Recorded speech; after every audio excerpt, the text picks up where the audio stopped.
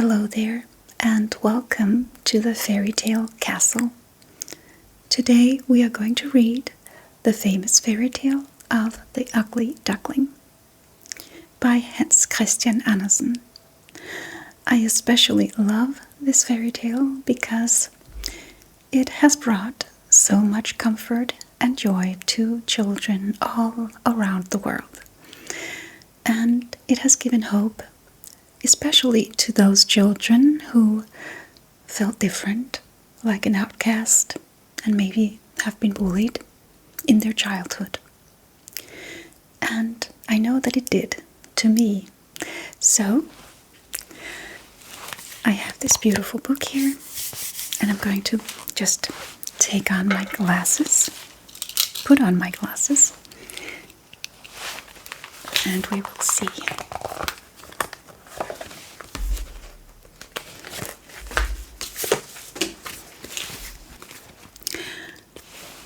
The Ugly Duckling. It was so beautiful out there in the country. It was summer. The wheat fields were golden, the oats were green, and down among the green meadows the hay was stacked. There the stork minced about on his red legs, clacking away in Egyptian, which was the language his mother had taught him. Round about the field and meadow lands rose vast forests, in which deep lakes lay hidden. Yes, it was indeed lovely out there in the country. In the midst of the sunshine, there stood an old manor house that had a deep moat around it. From the walls of the manor, right down to the water's edge, great burdock leaves grew, and there were some so tall that little children could stand upright beneath the biggest of them. In this wilderness of leaves, which was as dense as the forest itself, a duck sat on her nest, hatching her ducklings. She was becoming somewhat weary, because sitting is such a dull business, and scarcely anyone came to see her. The other ducks would much rather swim in the moat than waddle out and squat under a burdock leaf to gossip with her. But at last the eggshells began to crack, one after another. Peep, peep, said the little things as they came to life and poked out their heads. Quack, quack, said the duck, and quick as quick can be, they all waddled out to have a look at the green world under the leaves. Their mother let them look as much as they pleased, because green is good for the eyes. How wide the world is, said all the young ducks, for they certainly had much more room now than they had when they were in their eggshells. Do you think this is the whole world? Their mother asked. Why, it extends on and on, clear across to the other side of the garden and right on into the parson's field, though that is further than I have ever been. And here is a very lovely drawing of the mother duck and the little ducklings. I do hope you are all hatched, she said as she got up. No, not quite all. The biggest egg still lies here. How much longer is this going to take? I am really rather tired of it all, she said, but she settled back on her nest. Well, how goes it? Asked the old duck, who came to pay her a call. It takes a long time with that one egg, said the duck on the nest. It won't crack, but look at all the others. They are the cutest little ducklings I've ever seen. They look exactly like their father, the Wrath. He hasn't come to see me at all. Let's have a look at the egg that won't crack, the old duck said. It's a turkey egg, and you can take my word for it. I was fooled like that once myself. What trouble and care I had with those turkey children. For I may as well tell you, they are afraid of the water. I simply could not get them into it. I quacked and snapped at them, but it wasn't a bit of use. Let me see the egg. Certainly, it's a turkey egg. Let it lie and go teach your other children to swim. Oh, I'll sit a little longer. I've been at it so long already that I may as well sit here half the summer. Suit yourself, said the old duck, and away she waddled. At last the big egg did crack. Peep, said the young one, and out he tumbled. But he was so big and ugly. The duck took a look at him. That's a frightfully big duckling, she said. He doesn't look the least like the others. Can he really be a turkey baby? Well, well, I'll soon find out. Into the water he shall go, even if I have to shove him in myself. The next day the weather was perfectly splendid, and the sun shone down on all the green burdock leaves. The mother duck led her whole family down to the moat. Splash! She took to the water. Quack, quack, said she, and one duckling after another plunged in. The water went over their heads, but they came up in a flash and floated to perfection. Their legs worked automatically, and they were all there in the water. Even the big ugly gray one was swimming along. Why, that's no turkey, she said. See how nicely he uses his legs, and how straight he holds himself. He's my very own son, after all, and quite good looking, if you look at him properly. Quack, quack, come with me.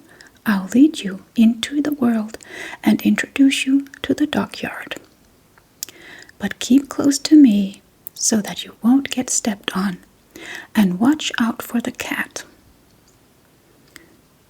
Thus they sallied into the dockyard, where all was an uproar, because two families were fighting over the head of an eel. But the cat got it, after all. You see, that's the way of the world. The mother duck licked her bill, because she wanted the eel's head for herself. Stir your legs, bustle about, and mind that you bend your necks to that old duck over there. She's the noblest of us all, and has Spanish blood in her.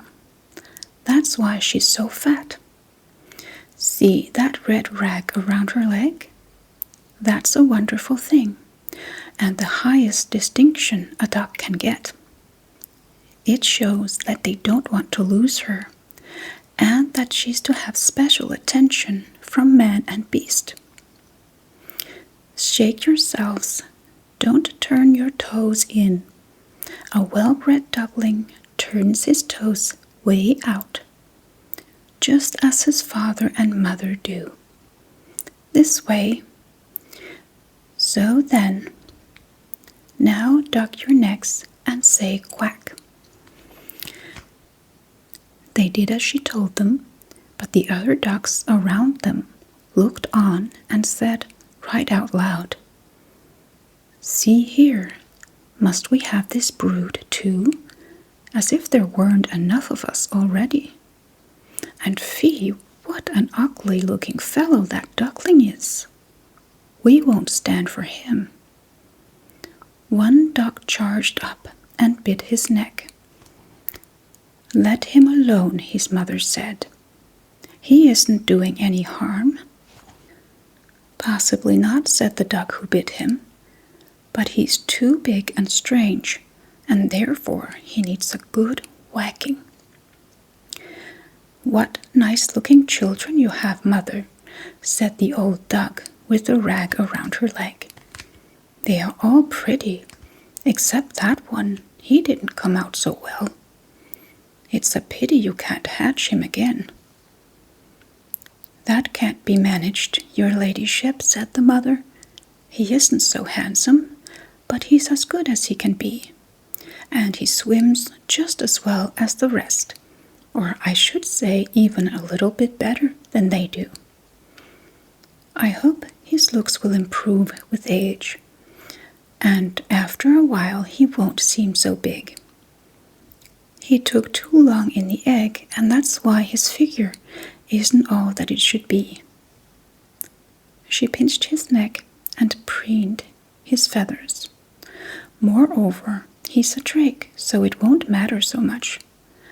I think he will be quite strong, and I'm sure he will amount to something."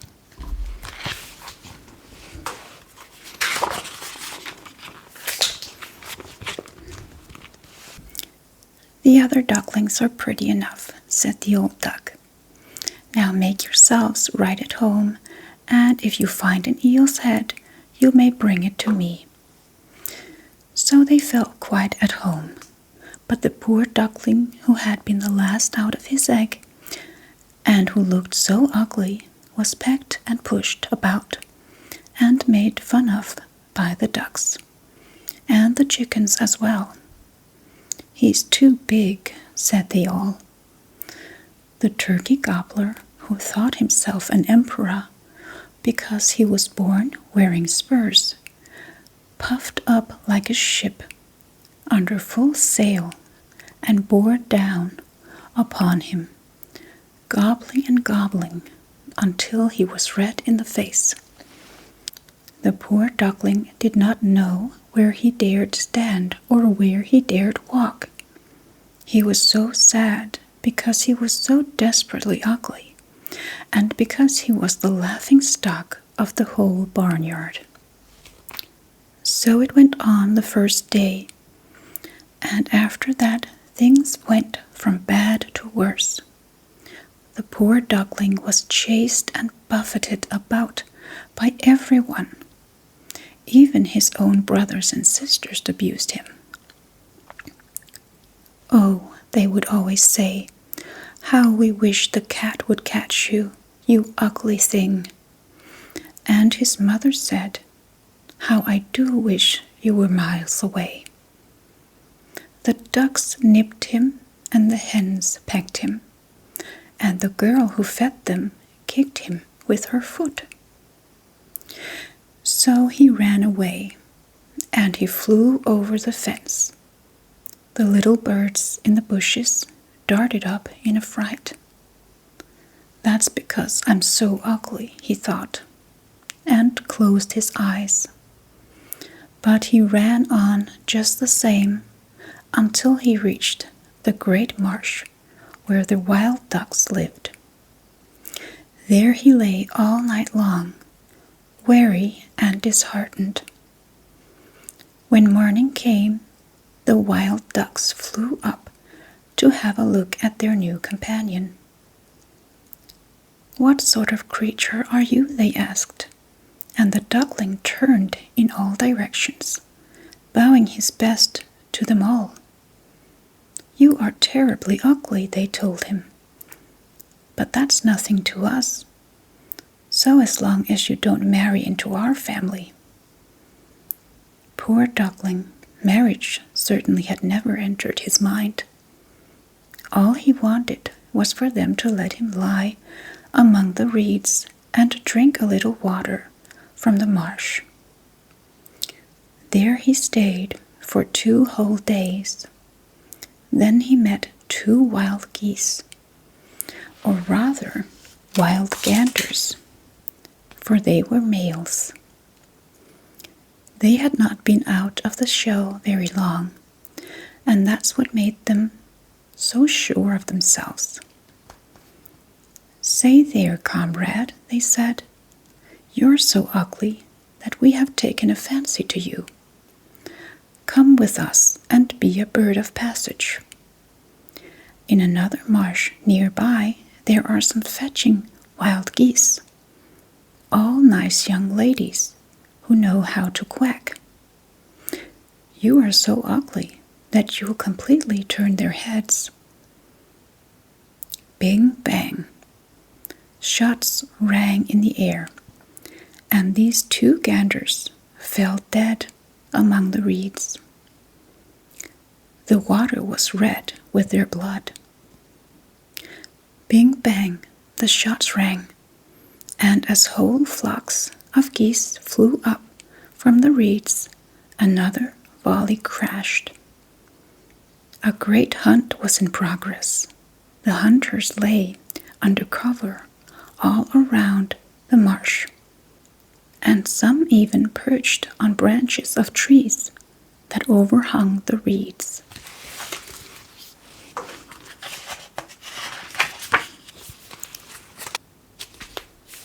And here's another drawing of the big turkey and the little duckling.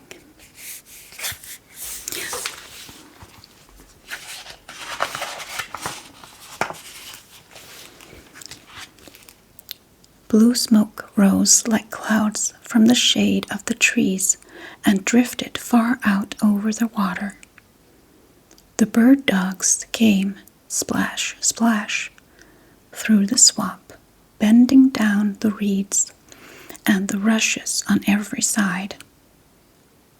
This gave the poor duckling such a fright that he twisted his head about to hide it under his wing.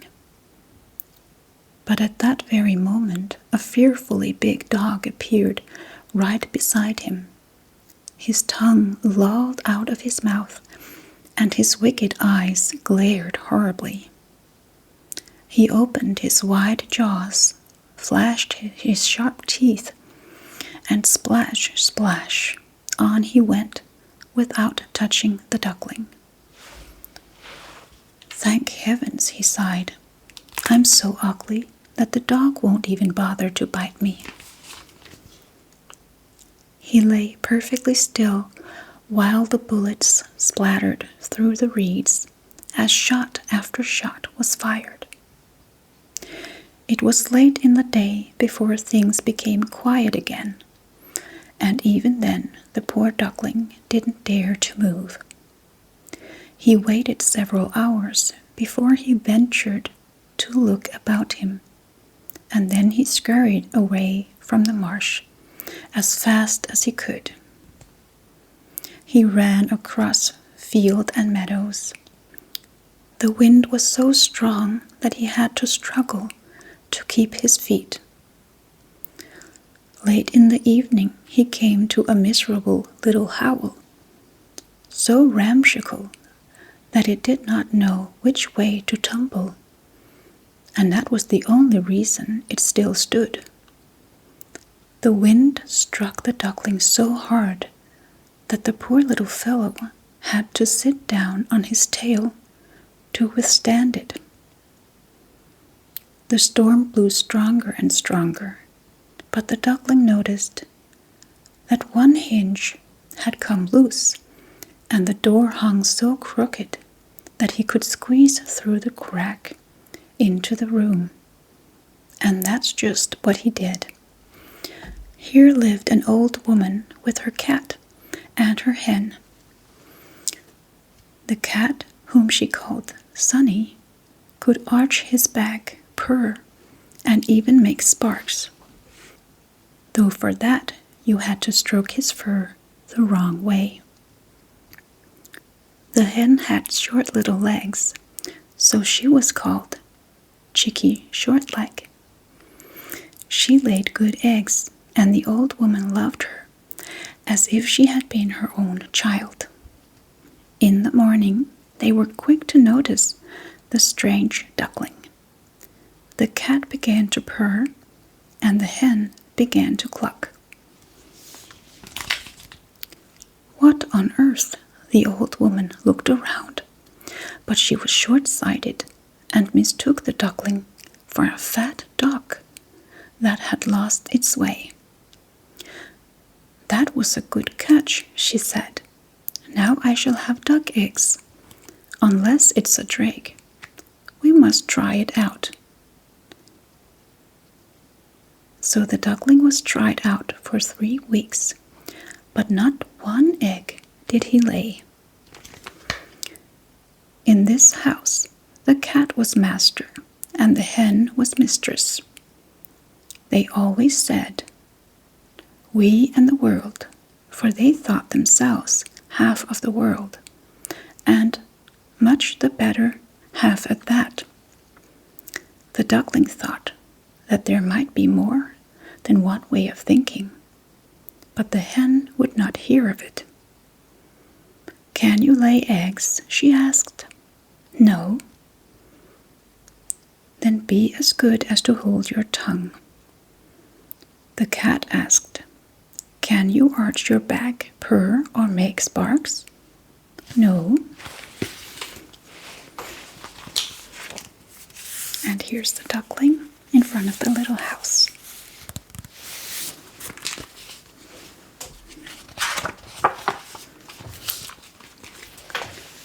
Then keep your opinion to yourself when sensible people are talking. The duckling sat in a corner, feeling most despondent. Then he remembered the fresh air and the sunlight.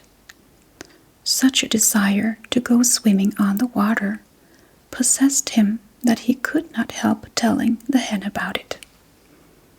"What on earth has come over you?" the hen cried. "You haven't a thing to do, and that's why you get such silly notions.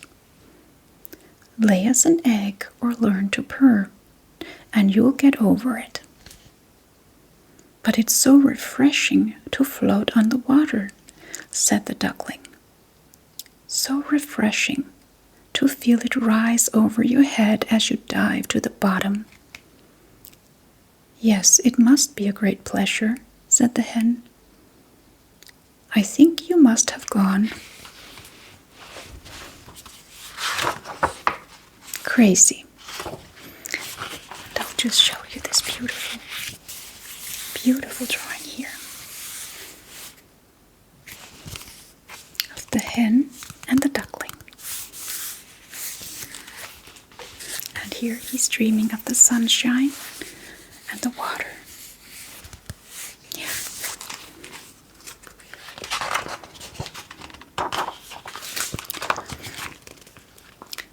Ask the cat, who's the wisest feller I know, whether he likes to swim or dive under the water. Of myself I say nothing. But ask the old woman, our mistress. There's no one on earth wiser than she is. Do you imagine she wants to go swimming and feel the water rise over her head? "You don't understand me," said the duckling. "Well, if we don't, who would? Surely you don't think you are more clever than the cat and the old woman, to say nothing of myself. Don't be so conceited, child. Just thank your Maker for all the kindness we have shown you. Didn't you get into this snug room and fall in with people who can tell you what's what? But you are such a numbskull that it's no pleasure to have you around. Believe me, I tell you this for your own good. I say unpleasant truths, but that's the only way you can know who are your friends. Be sure now that you lay some eggs. See to it that you learn to purr, or to make sparks. I think I'd better go out into the wide world," said the duckling. "Suit yourself," said the hen. So off went the duckling. He swam on the water and dived down in it, but still he was slighted by every living creature because of his ugliness. Autumn came on. The leaves in the forest turned yellow and brown. The wind took them and whirled them about. The heavens looked cold as the low clouds hung heavy with snow and hail. Perched on the fence, the raven screamed, "Caw, caw," and trembled with cold.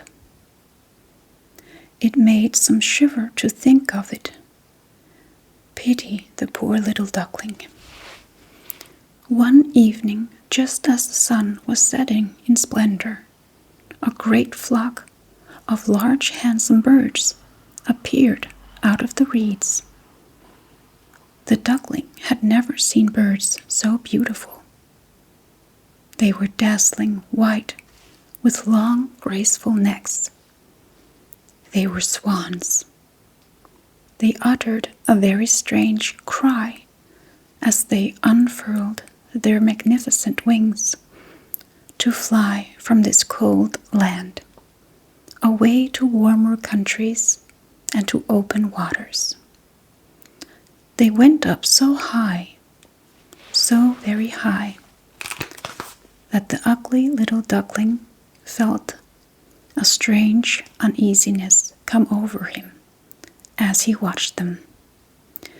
He went around and round in the water like a wheel. He craned his neck to follow their course, and gave a cry so shrill and strange that he frightened himself. Oh, he could not forget them, those splendid happy birds. When he could no longer see them, he dived to the bottom, and when he came up again, he was quite beside himself. He did not know what birds they were, or whither they were bound. Yet he loved them more than anything he had ever loved before. It was not that he envied them, for how could he ever dare dream of wanting their marvelous beauty for himself? He would have been grateful if only the ducks would have tolerated him, the poor ugly creature. The winter grew cold, so bitterly cold that the duckling had to swim to and fro in the water to keep it from freezing over. But every night the hole in which he swam kept getting smaller and smaller. Then it froze so hard that the duckling had to paddle continuously to keep the crackling ice from closing in on him. At last, too tired to move, he was frozen fast in the ice. Early that morning, a farmer came by, and when he saw how things were, he went out on the pond, broke away the ice with his wooden shoe, and carried the duckling home to his wife. There the duckling revived, but when the children wished to play with him, he thought they meant to hurt him. Terrified, he fluttered into the milk pail, splashing the whole room with milk. The woman shrieked and threw up her hands as he flew into the butter tub, and then out of the meal barrel. Imagine what he looked like now. The woman screamed and lashed out at him with fire tongues. The children tumbled over each other as they tried to catch him, and they laughed and they shouted. Luckily, the door was open, and the duckling escaped through it into the bushes, where he lay down in the newly fallen snow, as if in a daze. But it would be sad to tell of all the hardship and wretchedness he had to endure during this cruel winter. When the warm sun shone once more, the duckling was still alive among the reeds of the marsh.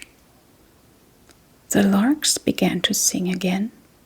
It was beautiful springtime. Then, quite suddenly, he lifted his wings. They swept through the air, much more strongly than before, and their powerful strokes carried him far.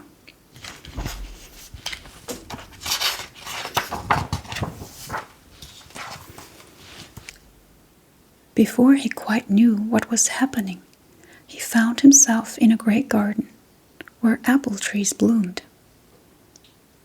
The lilacs filled the air with sweet scent and hung in clusters from long green branches that bent over a winding stream.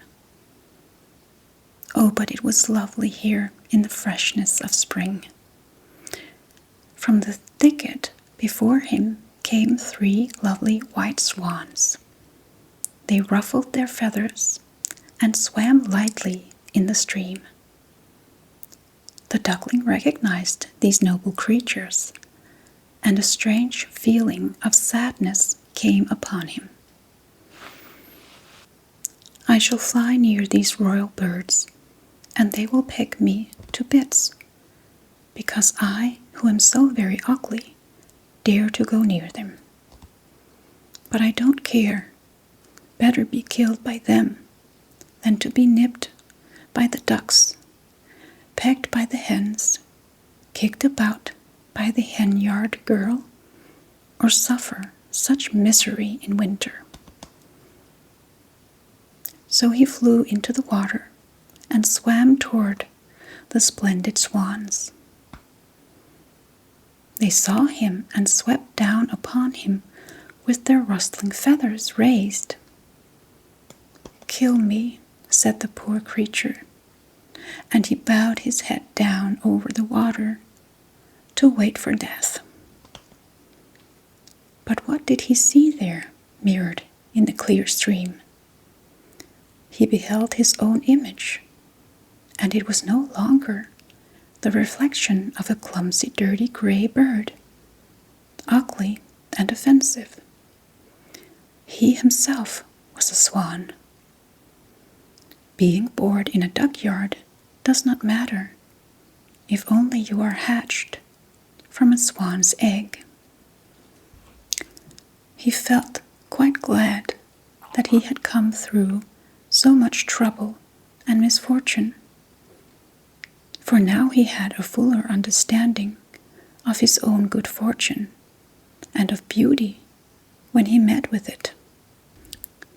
The great swans swam all around him and stroked him with their bills. Several children came into the garden to throw grain and bits of bread upon the water. The smallest child cried, "Here's a new one!" And the others rejoiced. Yes, a new one has come. They clapped their hands, danced around, and ran to bring their father and mother. And they threw bread and cake upon the water, while they all agreed, the new one is the most handsome of all. He's so young and good-looking. The old swans bowed in his honor. Then he felt very bashful and tucked his head under his wing.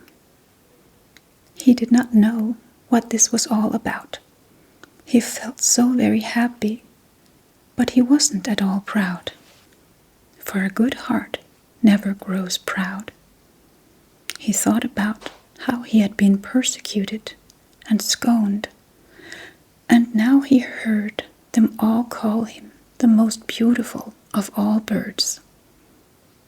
The lilacs dipped their clusters into the stream before him, and the sun shone so warm and so heartening. He rustled his feathers and held his slender neck high as he cried out with full heart, "I never dreamed there could be so much happiness when I was the ugly duckling."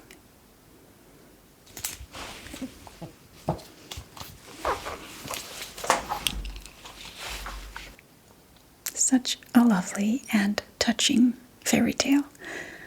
I hope you enjoyed this reading. If you did, make sure to come back again for my next fairy tale reading very soon.